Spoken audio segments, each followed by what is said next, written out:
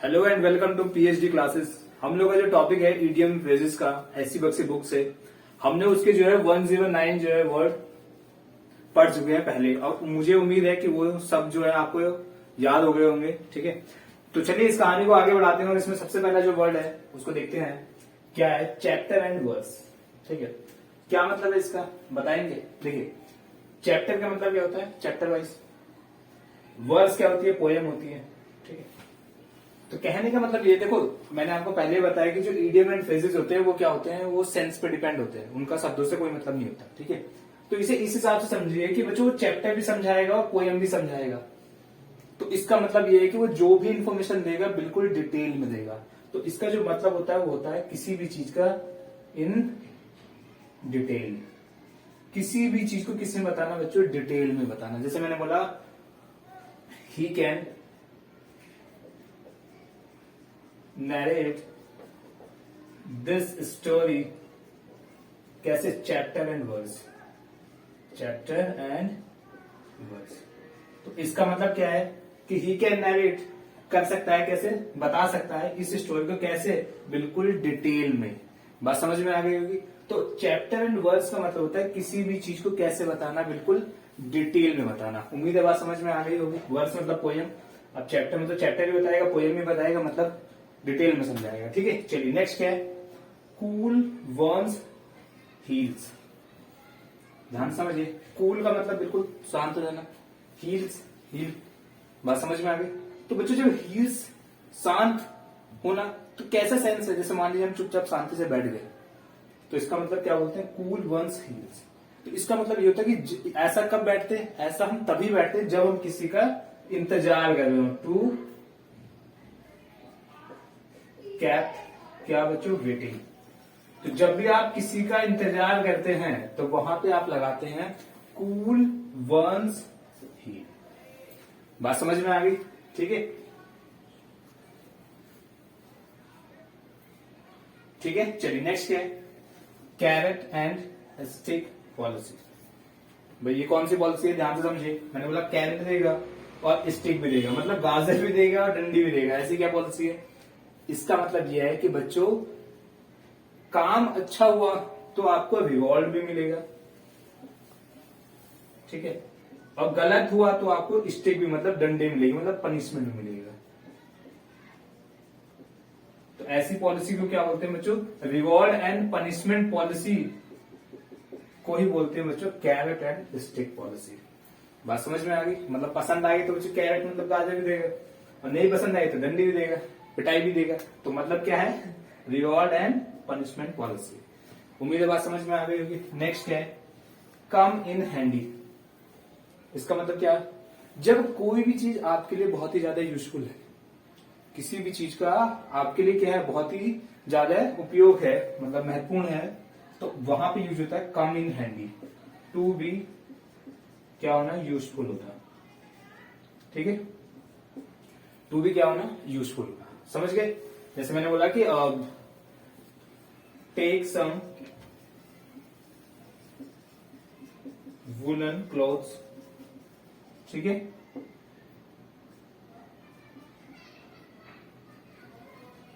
They might be क्या,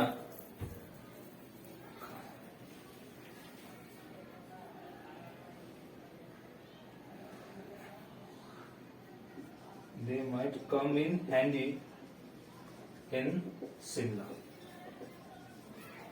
बात समझ में आ गई। इसका मतलब क्या है, some take some woollen clothes they might come in handy in Shimla. कहने का मतलब होता है कि शिमला में कैसे होंगे, बहुत ही ज्यादा यूजफुल होंगे। ठीक है, चलिए नेक्स्ट क्या है, डिग द ग्रेव। इसका मतलब क्या होता है बच्चों, डिग मतलब तो सुना होगा आप लोगों ने, खोदना। ग्रेव क्या होती है बच्चों, इसको बोलते हैं कब्र। बात समझ में आ गई। तो कहने का मतलब ये होता है कि अपना नुकसान करना। ठीक है, तो वहां पे एक तो टर्निस एक वर्ड आता है। ठीक है, टर्निस का मतलब होता है धब्बा लग जाना।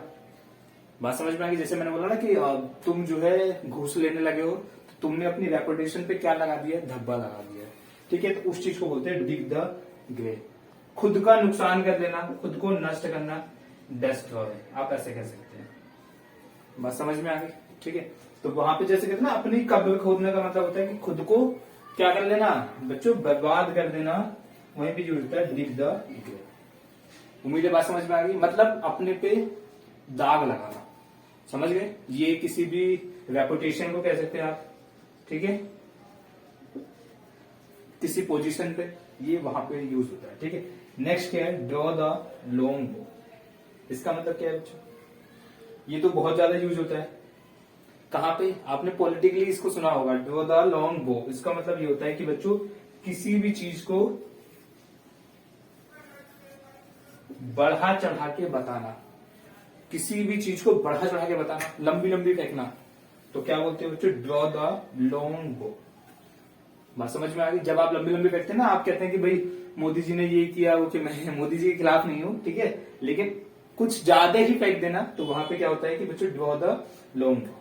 समझ में आए? जो उनके फॉलोअर्स हैं वो क्या करते हैं बच्चों, कि देयर फॉलोअर्स क्या होंगे बच्चों? ड्रॉ द लॉन्ग बो। किसके लिए? For their politician. उम्मीद है बात समझ में आ गई। अपने पॉलिटिशियन के लिए, जो भी उनका पॉलिटिकल लीडर है, उसके लिए क्या करते हैं बच्चों? बढ़ा चढ़ा के बताते हैं। उम्मीद है बात समझ में आ गई होगी। चलिए इसको हटा देता हूं, क्योंकि फिर इनको बताएंगे। ठीक है, एक बार दोबारा से देख लीजिएगा। चैप्टर एंड वर्क्स पोएम में समझाएगा, चैप्टर में समझाएगा, मतलब डिटेल में बताएगा। कूल वन हील्स, ये कब होगा? जब हम किसी का वेट करते हैं। ठीक है, नेक्स्ट क्या है? Carrot and stick. मैंने बताया पिटाई भी मिलेगी और क्या मिलेगी? मिठाई भी मिलेगी। ठीक है, कॉमन हैंडी का मतलब आपके लिए यूजफुल होना। डिग द ग्रेव, अपना नुकसान करना। ड्रॉ द लॉन्ग बो, लंबी लंबी फेंकना। ठीक है, चलिए तो इसको मैं हटा देता हूं।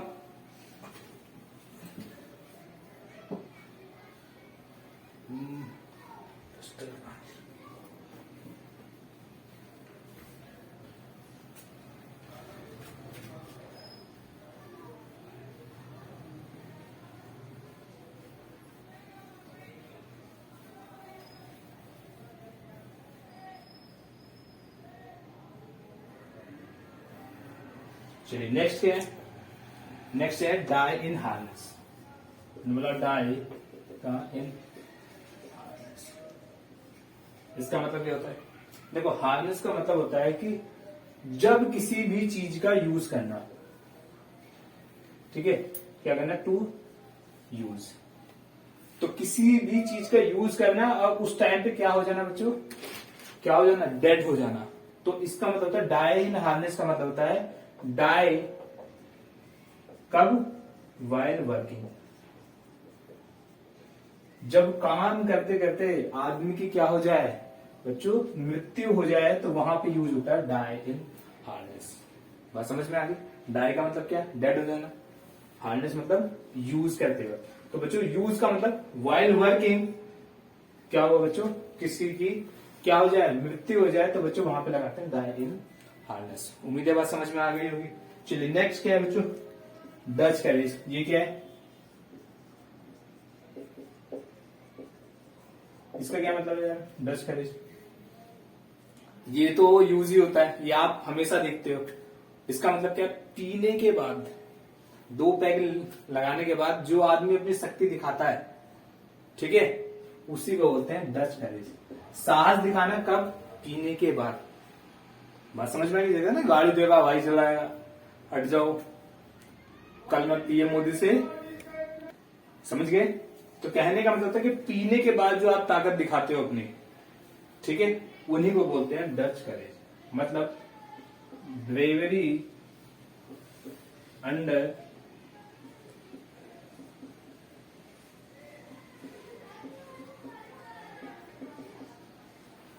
बात समझ में आ गई? ब्रेवरी दिखाना कहा? Under alcoholic influence. बात समझ में आ गई? तो पीने के बाद जितने भी आप सड़क चलते दादा बनते हो ना, तो वहां पे यूज होता है बच्चों क्या है? डच करेज। लंबी लंबी हाँकना पीने के बाद, अच्छा, ठीक है। उम्मीद है बात समझ में आ गई होगी। चलिए नेक्स्ट क्या है? नेक्स्ट है डियर डेविल। ये तो बहुत सुना होगा आपने, आईपीएल देखते ही होंगे। तो दिल्ली डियर डेविल सुना होगा आप लोगों ने। तो इसका मतलब क्या है? इसको बोलते हैं फियरलेस। ठीक है, बात समझ में आ गई? तो फियरलेस समझते हो, जिनको किसी चीज का भय नहीं होता, ठीक है, उन्हीं के लिए यूज होता है बच्चों क्या? Daredevil. बात समझ में आ गई? आप डेविल के पीछे, डेविल आपके पीछे, टू मच फन। ठीक है, वो वाला डेविल नहीं है, वो एक अलग वो नाम उसका था वहां पे, यहाँ डियर डेविल है। ठीक है, तो चलिए, उम्मीद है ये बात समझ में आ गई होगी। तो इसको मैं हटा देता हूं।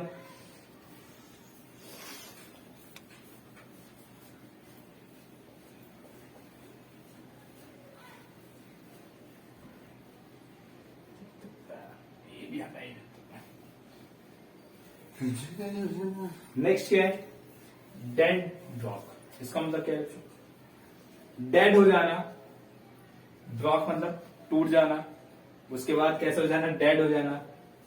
ऐसे कैसे टूटा कि भाई डेड ही हो गया? इसको बोलते हैं कंगाल हो जाना। जो आदमी बिल्कुल कंगाल हो जाता है, उस पर कुछ नहीं बचा, उसी के लिए यूज होता है जो डेड ड्रॉप। ठीक है, इसका एक बोलते हैं पेनीलेस भी बोलते हैं। ठीक है, इसका मतलब भी कंगाल ही होता है। ठीक है, पेनीलेस का मतलब क्या होता है? कंगाल। तो डेड वर्क यूज होता है कि जो इंसान कंगाल हो जाए। मैंने बोला आजकल वो दिखाई नहीं देता, जब से उसका क्या हुआ, फाइनेंशियली लॉस हुआ है, तो कैसा हो गया? वो डेड वर्क हो गया। समझ गए? चलिए, नेक्स्ट क्या है? Down and out. क्या मतलब है यार इसका? डाउन एंड आउट का मतलब क्या है? एक तो डाउन है और दूसरा आउट है, ऐसा समझिए। एक तो डाउन है, तो जब डाउन है तो इसका मतलब क्या है? गरीब है। ठीक है, तो ऐसे समझते हैं। याद कैसे करना चीजों को, इस चीज को समझिए। वर्ड में ही 2-3 बार जब आप पढ़ेंगे ना, तो ऑटोमेटिक समझ में आ जाएगा कि यार इसका मीनिंग होता क्या है। आउट का मतलब बाहर है, घर से बाहर है, मतलब बर्बाद भी है। तो पुअर एंड रूइंड। बात समझ में आ गई? तो इसका मतलब क्या है बच्चों? गरीब भी है और साथ में क्या है, जो होता है ना, जो बर्बाद हो जाते हैं, नष्ट हो जाते हैं, जिनके पास कुछ नहीं बचता, वही कंगाल वाला सीन है। ठीक है, तो एक तो हो गया कंगाल है, एक क्या पहले से गरीब है, उसके बाद कंगाल भी है। तो क्या है बच्चों? डाउन एंड आउट वहां पे यूज होता है। ठीक है, अब आपको अगर गरीब है तो कंगाल तो पहले से ही होगा। ठीक है नहीं, ये एक ही, दोनों अलग अलग है भाई। गरीब भी है, साथ में क्या है, ये दोनों का मीनिंग जोड़ रखा है। ठीक है, चलिए नेक्स्ट क्या है? Draconian law. ये तो सुना होगा आप लोगों ने। ड्रैकोनियन लॉ का मतलब क्या है? मैंने बोला 1971 में जब क्या हुआ था बच्चों? युद्ध हुआ था इंडिया का। तो वहां पे क्या हुआ था? जो नियम लागू हुए थे उन्हीं को बोला गया था बच्चों ड्रैकोनियन लॉ। इसका मतलब होता है कि ये वो नियम बोले जाते हैं जो बहुत ही ज्यादा क्या होते हैं? टफ होते हैं। जो सख्त नियम होते हैं ना, कि भाई अब कोई घर से बाहर नहीं निकलेगा, अब जो है ये चीजें अलाउ नहीं होंगी। ठीक है, तो उन्हीं को बोलते हैं बच्चों ड्रैकोनियन लॉ। उम्मीद है बात समझ में आ गई। तो क्या बोलेंगे बच्चों? एक्सट्रीमली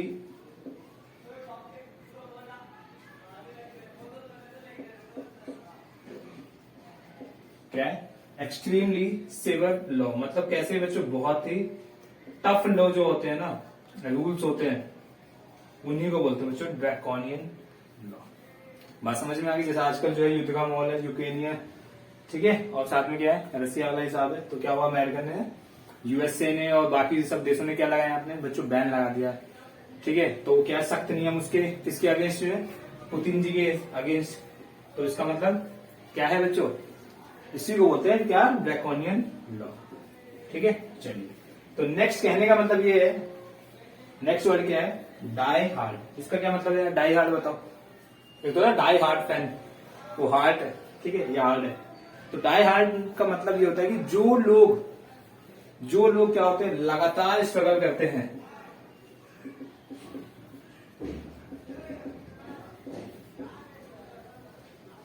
जो लोग क्या करते हैं? लगातार स्ट्रगल करते हैं, उन्हीं को बोलते हैं बच्चों क्या?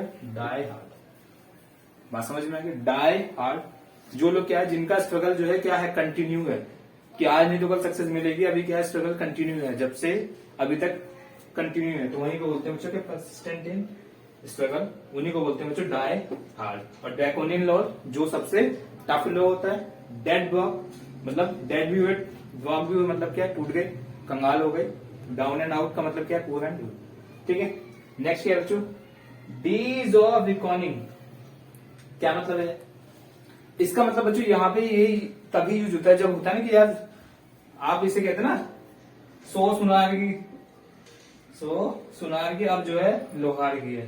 तो ये वो वाला नहीं है, लेकिन आप इससे सेंस लगा सकते हैं। सेंस क्या लगाना है कि बच्चों अब जो है, अब मुझे एक्शन लेना बहुत हो गया। ठीक है, अब मुझे क्या लेना है? एक्शन लेना है किसी चीज के अगेंस्ट या किसी व्यक्ति के अगेंस्ट। तो वहां पे यूज होता है डेज ऑफ रिकॉर्डिंग। बस समझ में आ गई। कहने का मतलब टाइम टू एक्शन वंस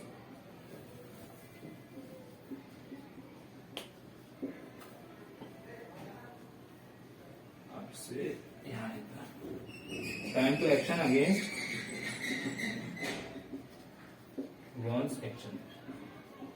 ठीक है, तो किसी के एक्शन के अगेंस्ट जब आप एक्शन लेते हैं, ठीक है, कि यार तूने तो बहुत हो गया, मैंने तुझे पहले भी नहीं कहा, अभी नहीं कहा, अब मैं तुझे छोड़ूंगा नहीं, तो इसका मतलब क्या है, डेज ऑफ रिकॉर्डिंग। बात समझ में आ गई। ठीक है, कि अब क्या है, दिन गए, रिकॉर्डिंग मतलब होता है गिनना, कि बहुत गिन लिया, अब जो है तुझे जवाब देना है। ठीक है, चलिए नेक्स्ट क्या है बच्चों, डाउन इन दी माउथ।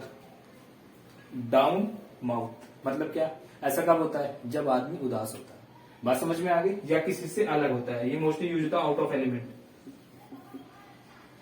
ठीक है, उदास होना, आप कह सकते हो जब आदमी उदास है तो down in the mouth, down in the mouth. उम्मीद है बात समझ में आ गई होगी। खाली कुछ नहीं करना है, वन टाइम आप लिखेंगे तो ऑटोमेटिक सब याद हो जाएंगे। ठीक है, डाउन इन द माउथ क्या है, उदास होना। ड्रैकोनियन लो, टफ लो। ठीक है, डेड वॉक मतलब क्या है, कंगाल हो जाना। डाउन एंड आउट मतलब क्या है, मतलब कि पुअर भी है साथ में रून भी है। ठीक है, डाई हार्ड जो स्ट्रगल जिसका क्या है अभी भी कंटिन्यू है। उम्मीद है बात समझ में आ गई होगी।